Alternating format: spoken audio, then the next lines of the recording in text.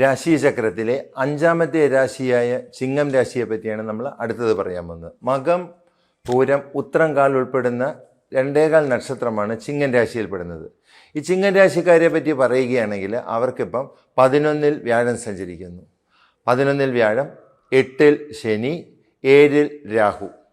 ഇത്രയുമാണ് ഇവരുടെ ദൂഷ്യഫലങ്ങൾ ദൂഷ്യമായിട്ടുള്ള ഗ്രഹങ്ങളെ പറ്റി നമുക്ക് പറയാനുള്ളത്. ഇതിൽ 11-ൽ 3 വർഷം 9, 10, 11 ഭാവങ്ങളിലൂടെ സഞ്ചരിച്ചിരുന്നതായ സർവേശ്വകാരകനായിട്ടുള്ള വ്യാഴം ഈ ജൂണിൽ 12-ലേക്ക് മാറും. ഈ 12-ലേക്കുള്ള വ്യാഴത്തിൻ്റെ മാറ്റം ഇവർക്ക് പലവിധ ബുദ്ധിമുട്ടുകളും കൊടുക്കാവുന്നതാണ്. കാരണം ഈ 3 വർഷം കൊടുത്ത സൗഭാഗ്യങ്ങളെല്ലാം ഒരുമിച്ച് തട്ടിക്കൊണ്ടുപോകുമൊന്നുമില്ല, എന്നാലും കുറേശ്ശെ മാറ്റങ്ങൾ ഇവർക്ക് ഉണ്ടാകാം. അതിനായിട്ട് ഇവർ ദ്വാദശാക്ഷരി മന്ത്രം ചൊല്ലി വിഷ്ണുവിനെ പ്രീതിപ്പെടുത്തുക. ഓം നമോ ഭഗവതേ വാസുദേവായ എന്ന് 108 പ്രാവശ്യം 12 പ്രാവശ്യം ചൊല്ലുന്നതാണ് ഏറ്റവും നല്ലത്. 12 പ്രാവശ്യം ദ്വാദശാക്ഷരി മന്ത്രം എന്നും കുളി കഴിഞ്ഞിട്ട് വിഷ്ണുവിനെ പ്രീതിപ്പെടുത്തി ചൊല്ലുന്നത് വളരെ ഗുണകരമായിരിക്കും. പിന്നെ അഷ്ടമത്തിലെ ശനിയെ പറ്റി പറയുകയാണ്. അഷ്ടമ ശനി എന്ന് പറഞ്ഞാൽ നമുക്കറിയാം ഏറ്റവും വലിയൊരു അഷ്ടമം എന്ന് വെച്ചാൽ ഒരു അഷ്ടമം ശരിക്കും ജ്യോതിശാസ്ത്രത്തിൽ 1000 സ്ഥാനമായിട്ടാണ് നമ്മൾ കണക്കാക്കുന്നത്. അപ്പോൾ അഷ്ടമത്തിലെ ശനി എന്ന് പറയുമ്പോൾ സകലവിധ ദുരിതങ്ങളും ഈ ചിങ്ങക്കൂറുകാർക്ക് കൊടുക്കും. എന്ന് വെച്ചാൽ കെട്ടിയിട്ട മാതിരത്തെ ഒരവസ്ഥയായിരിക്കും ചിങ്ങക്കൂറുകാർക്ക്. എന്തിനു പോകണമെങ്കിലും ഒരു മടി തോന്നും ഇവർക്ക്. പുറകിൽ നിന്നാരോ പിടിച്ച് വലിക്കുന്നതായിട്ടൊരു പ്രവണത ഇവരിലെല്ലാം ഉണ്ടാകും എന്ത് കാര്യത്തിന് പോയാലും. അപ്പോൾ ശനിയെ പ്രീതിപ്പെടുത്തുക. ശനിയെ പ്രീതിപ്പെടുത്താൻ ഏറ്റവും നല്ലത് പഞ്ചാക്ഷരി മന്ത്രം ചൊല്ലുന്നത് തന്നെ. ഓം നമഃ ശിവായ 108 പ്രാവശ്യം കുളി കഴിഞ്ഞിട്ട് രാവിലെ ശിവൻ്റെ മനസ്സിൽ ധ്യാനിച്ചുകൊണ്ട് ചൊല്ലുക. ഇല്ലെങ്കിൽ ശിവക്ഷേത്ര ദർശനം നടത്തുക. നടക്കി നിന്ന് ഓം നമഃ ശിവായ എന്ന് 108 ചൊല്ലുന്നത് ഏറ്റവും നല്ലതാണ്. അതുപോലെ തന്നെ 7-ലാണ് ഇവർക്ക് രാഹു സഞ്ചരിക്കുന്നത്. 7-ലെ രാഹുവിൻ്റെ സഞ്ചാരം ഇവർക്ക് അത്ര ഗുണം ചെയ്യുന്ന ഒന്നല്ല. കാരണം 7-ലെ രാഹു എന്ന് വെച്ചാൽ ഇവർക്ക് പല പല വഴിവിട്ട ബന്ധങ്ങളിലേക്കൊക്കെ ഇവർ പോയി ചാടാൻ സാധ്യതയുള്ള കാലമാണ്. നോക്കിയിരുന്നില്ലെങ്കിൽ വളരെ കുഴപ്പത്തിൽ ഇവർ ചാടാൻ പോകുന്നുള്ളൂ. ആ കുഴപ്പങ്ങളില്ലാതിരിക്കാനായിട്ട് ഏതൊക്കെ അമ്പലത്തിൽ ഇവർ പോകുമ്പോഴും എല്ലാ അമ്പലങ്ങളിലും സർപ്പസങ്കേതങ്ങളുണ്ട്. ആ സർപ്പസങ്കേതങ്ങളിൽ ചെന്നിട്ട് നാഗരാജാവിനെയും നാഗയക്ഷിയും നല്ലോണം ഉള്ളൂരിക്ക് പ്രാർത്ഥിക്കുക. ഇല്ലെങ്കിൽ പ്രധാനപ്പെട്ട സർപ്പസങ്കേതങ്ങളായ മണ്ണാറശാല, ആമേട, പാമ്പുമേക്കാട് ഇവിടെയൊക്കെ പോയിട്ട് യഥാശക്തി വഴിപാട് നടത്തി തൊഴുതു വരുന്നത് വളരെ ഉത്തമമായിരിക്കും. 12-ലെ വ്യാഴം ഇവർക്ക് ഗുണഫലങ്ങളെല്ലാം ദോഷഫലങ്ങൾ കൊടുക്കുമെങ്കിലും ദ്വാദശാക്ഷരി മന്ത്രം ചൊല്ലുന്നത് കൊണ്ട് ഇവർക്ക് വളരെ ഗുണം ചെയ്യും. ഗുണം ചെയ്യുമെന്ന് വെച്ചാൽ അത്രമാത്രം ദൂഷ്യങ്ങൾ ഉണ്ടാവില്ല. അഷ്ടമ ശനിയെ പ്രീതിപ്പെടുത്തുക. ഇതാണ് ഇവരൊരു വർഷം ചെയ്യേണ്ടതിന്.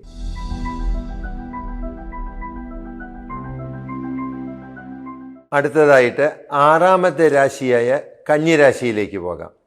ഉത്രം, മുക്കാല്, അത്തം, ചിത്തിര, അര ചേരുന്ന രണ്ടേകാൽ നക്ഷത്രമാണ് കന്നിരാശിയിൽ ഉൾപ്പെടുന്നത്. കന്നിരാശിക്ക് പരദേശ രാശി എന്നാണ് പറയുന്നത്. അപ്പോൾ കന്നിരാശിക്കാരെപ്പോഴും തന്നെ പരദേശത്ത് എന്ന് വെച്ചാൽ വിദേശത്തൊക്കെ ജോലി ചെയ്യുന്നവരായിരിക്കും. നാട് വിട്ട് മാറി ജോലി ചെയ്യേണ്ടവരായിരിക്കും. ഇവർക്ക് ഈ കണ്ടകശനി കാലം വളരെ ദൂഷ്യഫലങ്ങൾ കൊടുക്കുന്നതായിരിക്കും. കണ്ടകശനിയുടേതായിട്ടുള്ള ദൂഷ്യഫലങ്ങൾ ഇവർ അനുഭവിക്കേണ്ടതായിട്ട് വരും. കണ്ടകനിൽ തെണ്ടണം, ഞൊണ്ടി നടക്കണം എന്നാണ് സാധാരണ നാട്ടിൻപുറത്ത് ഭാഷയിൽ പറയുന്നത്. അപ്പോൾ കണ്ടകശനി കാലം ഇവർ നോക്കിയിരുന്ന് ഓം നമഃശിവായ എന്നുള്ള 108 പഞ്ചാക്ഷരി ചൊല്ലുന്നതാണ് ഇവർക്ക് ഏറ്റവും നല്ലത്. അതുപോലെ ശിവക്ഷേത്ര ദർശനം നടത്തുക. അതുപോലെ തന്നെ വ്യാഴമാണെങ്കിൽ ഇവർക്ക് സർവ സമ്പത്തും നേടിക്കൊടുക്കും. 10-ൽ നിൽക്കുന്ന വ്യാഴം ഉദ്യോഗസ്ഥാനമാണ് 10. 10-ൽ നിൽക്കുന്നതായിട്ടുള്ള കർമ്മരംഗത്ത് നിൽക്കുന്നതായിട്ടുള്ള വ്യാഴത്തെ കൊണ്ടുള്ള ഗുണങ്ങൾ അത് ശരിക്കും 11-ലേക്ക് വ്യാഴം തന്നെ ഉച്ചരാശിയിലേക്ക് വരുമ്പോൾ മാക്സിമം ബെനിഫിറ്റ് വ്യാഴത്തിൻ്റെ ഇവർക്ക് കിട്ടും കന്നിരാശിക്കാർക്ക്. പിന്നെ അതുകൂടാണ്ട് 6-ലാണ് ഇവർക്ക് രാഹു നടക്കുന്നത്. 6-ലെ രാഹു അത്ര നല്ലതല്ല. 6 വെച്ചാൽ രോഗസ്ഥാനമാണ്. ഈ രോഗസ്ഥാനത്ത് നിൽക്കുന്നതായിട്ടുള്ള രാഹുവിൻ്റെ രീതിയിലുള്ള രോഗങ്ങൾ ഇവർക്ക് കൊടുക്കാം. രാഹുവിൻ്റെ രീതിയിൽ രോഗങ്ങളെന്ന് വെച്ചാൽ മെയിനായിട്ട് സ്കിൻ ഡിസീസസ് ആണ് ഇത് കൂടുതലും കൊടുക്കുന്നത്. തൊലിപ്പുറമെയുള്ള അസുഖങ്ങൾ, തൊലി ചൊറിയൽ, അതൊക്കെയായിരിക്കും ഈ രാഹുവിനെ കൊണ്ട് കൊടുക്കുന്നത്. ഇവിടെ ചുട്ടുപൊള്ളുന്നൊരവസ്ഥ വരും ഇവർക്ക്. ഭയങ്കര ചൂട് ഇവർക്ക് അനുഭവപ്പെടും. അന്തരീക്ഷം ചൂടാണ്, എന്നാലും ഇവർക്ക് കന്നിരാശിക്കാർക്ക് പ്രത്യേകിച്ച് ഭയങ്കര ചൂട് അനുഭവപ്പെടും. ഈ 6-ൽ നിൽക്കുന്ന രാഹു കൊടുക്കുന്നതായിട്ടുള്ള ഏറ്റവും വലിയ ഗുണമാണ് സ്കിന്നിന് ഭയങ്കര ചൂട് അനുഭവപ്പെടുക. അതുപോലെ 7-ലെ ശനി കണ്ടകശനിയാണ്. കണ്ടകശനിയെ പ്രീതിപ്പെടുത്താനായിട്ട് ഓം നമഃശിവായ എന്ന പഞ്ചാക്ഷരി മന്ത്രം ഇവർ ചൊല്ലിക്കൊണ്ടിരിക്കുക. അല്ലെങ്കിൽ ഓം ഹ്രീം നമഃശിവായ എന്നുള്ള ശക്തി പഞ്ചാക്ഷരി ഏത് വേണമെങ്കിലും ഇവർക്ക് ചൊല്ലാം. 108 പ്രാവശ്യം രാവിലെ കുളി കഴിഞ്ഞിട്ട് മനസ്സിൽ ശിവനെ ധ്യാനിച്ചിട്ട് ചൊല്ലുന്നത് വളരെ ഗുണഫലങ്ങൾ കൊടുക്കുന്നതായിരിക്കും. വ്യാഴമാണ് ഇവർക്ക് ഏറ്റവും അനുകൂലമായിട്ട് നിൽക്കുന്ന ഗ്രഹം. 10-ൽ നിന്ന് 11-ലേക്ക് കിടക്കുന്നു. 11 എന്ന് വെച്ചാൽ ഉച്ചസ്ഥാനമായിട്ടുള്ള 11 കർക്കിടകൻ രാശിയിലേക്ക് വ്യാഴം വരുമ്പോൾ സകല സൗഭാഗ്യങ്ങളും കന്നി രാശിക്കാർക്ക് കിട്ടുന്നതായിരിക്കും.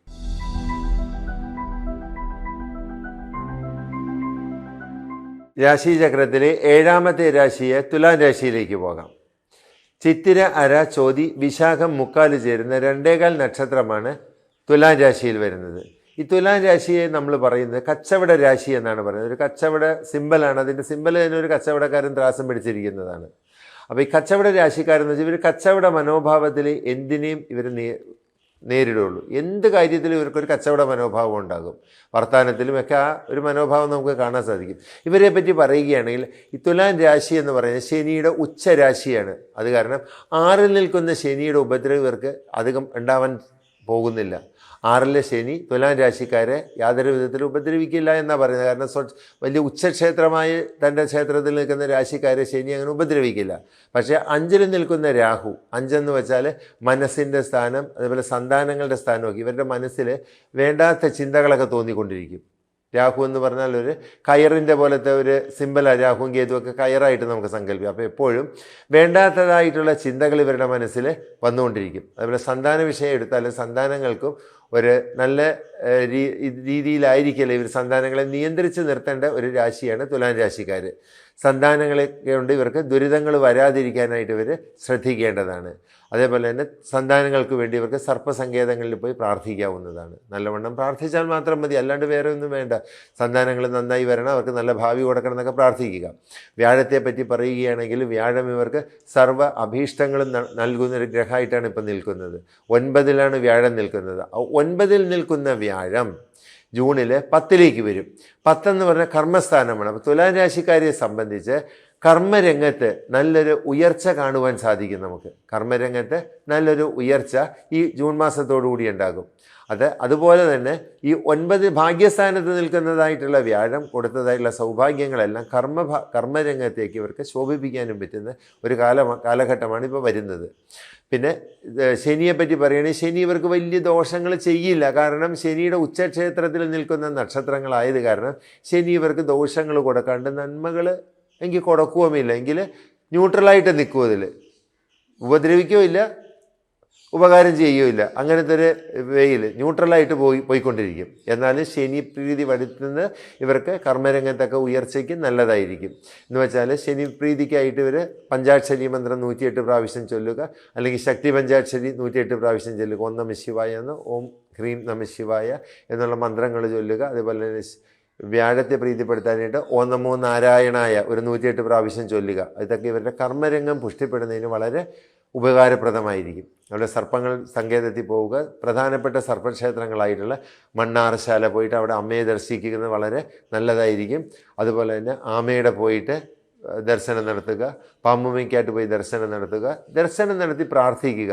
ഇത് തന്നെയാണ് ഇവർക്ക് വേണ്ടത്. മനസ്സിനെ നിയന്ത്രിക്കാൻ പറ്റാത്തൊരു അവസ്ഥ ഇവർക്ക് വരരുത്. കാരണം ഈ 5-ൽ നിൽക്കുന്ന സർപ്പം മനകാരകനായിട്ടുള്ള മനസ്സിൻ്റെ കാരകത്വം 5-ാം ഭാവമാണ്. 5-ാം ഭാവത്തിൽ നിൽക്കുന്ന സർപ്പം ഇവർക്ക് വേണ്ടാത്ത ചിന്തകളെ കൊടുക്കുകയുള്ളൂ.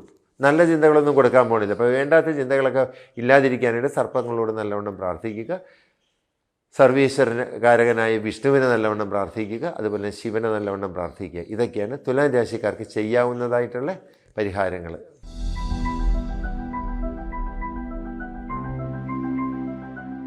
രാശിചക്രത്തിലെ 8ാമത്തെ രാശിയായ വൃശ്ചികം രാശിയിലേക്ക് പോകാം. വൃശ്ചികം രാശിയിൽ ഉൾപ്പെടുന്നതായ നക്ഷത്രം എന്ന് വെച്ചാൽ വിശാഖം, കാല്, അനിഴം, തൃക്കേട്ട ഈ 2.25 നക്ഷത്രമാണ് വൃശ്ചികക്കൂറിൽ വരുന്നത്. ഈ വൃശ്ചികക്കൂറുകാരെ സംബന്ധിച്ച് പറയുകയാണെങ്കിൽ ഇവർക്ക് യാതൊരു ഭാഗ്യവുമില്ലാത്ത സമയം ഇത്. വ്യാഴം അഷ്ടമത്തിൽ പോയി മറഞ്ഞിരിക്കുന്ന സമയം. വ്യാഴം അഷ്ടമത്തിൽ പോയി മറഞ്ഞിരിക്കുന്നു. പിന്നെ 5-ലാണെങ്കിൽ ശനി, 5-ാം ശനി ഒരു ചീത്ത സ്ഥാനമാണ്. 5-ൽ ശനി നടക്കുന്നു, 4-ലാണെങ്കിൽ സർപ്പം നടക്കുന്നു. ഇത്രയൊക്കെ നമുക്ക് ഇവരുടെ ദോഷവശങ്ങളും ഗുണവശങ്ങളും പറയാനുള്ളൂ. അപ്പോൾ ഈ പറയാനായിട്ട് നല്ലതൊന്നുമില്ല വൃശ്ചികം രാശിക്ക്. വൃശ്ചികം രാശി ആചാര്യന്മാർ തന്നെ പറഞ്ഞിരിക്കുന്നത് സ്വയംകൃത അനർത്ഥരാശി എന്നാണ്. ഇവർ തന്നെത്താൻ ഓരോ കുഴികളിൽ പോയി ചാടിയിട്ട് അതിൽ നിന്ന് രക്ഷപ്പെടാൻ ശ്രമിക്കും. അല്ലെങ്കിൽ തെറ്റുകൾ ചെയ്താൽ അത് മറച്ചു വയ്ക്കാൻ ശ്രമിക്കുന്ന രാശിയാണ് വൃശ്ചിക രാശി. ഛന്നപാപ രാശി എന്നൊക്കെ പല പേരുകളിലാണ് ഇതറിയുക. കീടരാശിയാണ്. അപ്പോൾ ഈ വൃശ്ചികൻ രാശിക്കാരെ സംബന്ധിച്ച് പറയുകയാണെങ്കിൽ വൃശ്ചികൻ രാശിക്കാർക്ക് അഷ്ടമ വ്യാഴം, 8-ൽ വ്യാഴം എന്ന് വെച്ചാൽ നമുക്ക് എത്ര പൈസ കിട്ടിയാലും ദാരിദ്ര്യത്തിൻ്റെ ഒരു അനുഭവമായിരിക്കും ഉണ്ടാവുക. എത്ര പൈസ കിട്ടിയാലും കിട്ടിയില്ല എന്ന് തന്നെ തോന്നുള്ളൂ. അങ്ങനെ ഇരിക്കുന്ന ഒരു അവസ്ഥയാണിപ്പോൾ. അത് ജൂൺ മാസം 9 വ്യാഴത്തിൻ്റെ മാറ്റം ഇവർക്ക് ഗുണഫലങ്ങൾ ചെയ്യുന്നതായിരിക്കും. വ്യാഴം തന്നെ ഉച്ചരാശിയായ കർക്കിടകത്തിൽ 9 നിൽക്കുമ്പോൾ, ഭാഗ്യസ്ഥാനത്ത് നിൽക്കുമ്പോൾ കഴിയുന്നത്ര ഭാഗ്യം ഇവർക്ക് കിട്ടുന്നതായിരിക്കും. അതേ സമയത്ത് 5 നിൽക്കുന്നതായിട്ടുള്ള ശനി ഇവർക്ക് മനസ്സിനെ തിളയ്ക്കുന്ന എണ്ണയിൽ കിടക്കുന്ന മാതിരി ഒരു അവസ്ഥയായിരിക്കും ഇവർക്ക്. എപ്പോഴും ഭയങ്കരമായിട്ടുള്ള ടെൻഷൻ, മെൻ്റൽ ടെൻഷൻ കൂടുതലായിരിക്കും. ആചാര്യന്മാർ തന്നെ പറയുന്നുണ്ട് 5-ാം ശനിക്ക് ഭ്രാന്തെന്നാണ് പറയാറ്. എന്ന് വെച്ചാൽ ഒരു ഭ്രാന്തമായ അവസ്ഥ, അതുപോലെ നടക്കുന്നല്ല, ഭ്രാന്തമായ ഒരവസ്ഥ. എന്ന് വെച്ചാൽ ശരിയായൊരു തീരുമാനങ്ങൾ എടുക്കാൻ ഇവർക്ക് പറ്റില്ല ഈ സമയത്ത്. ഈ കാലഘട്ടത്തിൽ അങ്ങനെ പറ്റില്ല. 5-ാം ശനിക്ക്, ശനി 5-ലായത് കാരണം മനസ്സിൻ്റെ സ്ഥാനത്ത് നിൽക്കുന്നതായിട്ടുള്ള ശനി ഇവർക്ക് ഒരു ഡിസിഷൻ എടുക്കാനും പറ്റില്ല. സാമ്പത്തിക നഷ്ടം ഇവർക്ക് ഉണ്ടായിക്കൊണ്ടിരിക്കും. ഇനിയും വരുന്നത് വ്യാഴത്തിൻ്റെ മാറ്റമാണ് ഇവർക്ക് ഗുണകരമായിട്ട് വരുന്നത്. ഈ വ്യാഴത്തിൻ്റെ മാറ്റം ഇവർക്ക് ഗുണകരമാവണമെങ്കിൽ ഇവർ ആവുന്ന വിധത്തിൽ സർവേശ്വരനായ വിഷ്ണു ഭഗവാൻ അല്ലെങ്കിൽ വ്യാഴത്തിനെ പ്രീതിപ്പെടുത്തിയേ പറ്റുള്ളൂ. ഓം നമോ നാരായണ എന്നുള്ളത് 108 പ്രാവശ്യം ചൊല്ലിയാൽ മാത്രം മതി. അല്ലാണ്ട് വേറൊന്നും നാരായണനെ പ്രീതിപ്പെടുത്താൻ പറ്റില്ല. അതുപോലെ തന്നെ ശനിപ്രീതിക്കായിട്ട് ഓം നമശിവായ എന്നുള്ള പഞ്ചാക്ഷരി 108 പ്രാവശ്യം ഇവർ ചൊല്ലുക. അല്ലെങ്കിൽ ഓം ഹ്രീം നമശിവായ എന്നുള്ള ശക്തി പഞ്ചാക്ഷരി 108 പ്രാവശ്യം ചൊല്ലുക. ഇതാണ് ഇവർക്ക് ഏറ്റവും ചെയ്യാവുന്നത്. പിന്നെ 4-ലാണ് രാഹു നിൽക്കുക. 4 എന്ന് പറയുമ്പോൾ നമ്മുടെ കുടുംബസ്ഥാനമാണ്. കുടുംബസ്ഥാനത്ത് എപ്പോഴും ഒരു അരക്ഷിതാവസ്ഥ എന്ന് വെച്ചാൽ ഒരു സമാധാനം ഇല്ലായ്മ ഉണ്ടാകും ഈ 4-ൽ നിൽക്കുന്ന രാഹു കൊടുക്കുന്നത്. 4 എന്ന് പറയുമ്പോൾ നമുക്കറിയാം, ഇപ്പോൾ സർപ്പസങ്കേതങ്ങളിൽ ആവുന്ന വിധത്തിൽ ഇവർ പോയി പ്രാർത്ഥിച്ച് യഥാശക്തി വഴിപാടുകളൊക്കെ നടത്തി സർപ്പത്തെ നല്ലവണ്ണം പ്രാർത്ഥിച്ചു കഴിഞ്ഞാൽ ആ വീട്ടിലേക്കുള്ള സമാധാനത്തിനുള്ള കുറവ് ഇവർക്ക് നികത്തിയെടുക്കാവുന്നതാണ്. വീട്ടിലെ സമാധാനക്കേട് സർപ്പത്തിൻ്റേതായിട്ടുള്ള 4-ലെ സ്ഥാനം, 4 വീടിൻ്റെ സ്ഥാനമായത് കാരണമാണ് ഞാൻ അങ്ങനെ പറയുന്നത്. അതുപോലെ 5-ലെ ശനിയാണ് ഇവർക്ക് ഏറ്റവും ദൂഷ്യമായിട്ട് ഇപ്പോൾ നിൽക്കുന്നത്. 5-ലെ ശനിയുടെ ഉപദ്രവം ഇവർക്ക് ഇനി 2 വർഷത്തോളം ഉണ്ടാകും. എന്ന് വെച്ചാൽ ഡിസിഷൻ ഇവർക്ക് എടുക്കാനേ പറ്റില്ല. ഇങ്ങോട്ട് തെക്കോട്ട് പോകുമ്പോൾ ഇവർക്ക് തോന്നും തെക്കല്ല വടക്കാണ് നല്ലതെന്ന്, വടക്കോട്ട് പോകുമ്പോൾ തോന്നും ഇല്ല തെക്കോട്ട് തന്നെ പോകുന്നതാണ് നല്ലത്. അപ്പോൾ ഇൻ ബിറ്റ്വീനായിട്ടൊരു അവസ്ഥ ഇവർക്ക് വരും. നല്ലതിലേക്കും പോവില്ല, ചീത്തയിലേക്കും പോവില്ല. അങ്ങനത്തെ ഒരവസ്ഥ വരും ഈ വൃശ്ചികൻ രാശിക്കാർക്ക് ഈ കാലഘട്ടത്തിൽ. അതുപോലെ അത് 2 വർഷം കൂടി ഉണ്ട് ഇനി ശനിയുടെ ഉപദ്രവം ഇവർക്ക്. 5-ലെ ശനി. വ്യാഴം ഇവർക്ക് ജൂൺ മാസം മുതൽ 9-ലേക്ക് വരുന്നത് മാത്രമേ ഒരു ഗുണം എന്ന് പറയാനായിട്ടുള്ളൂ. ഗുണഫലങ്ങൾ കിട്ടുന്നതിനായിട്ടാണ് വിഷ്ണുപ്രീതി ആവശ്യം വരുത്തേണ്ടതാണ്.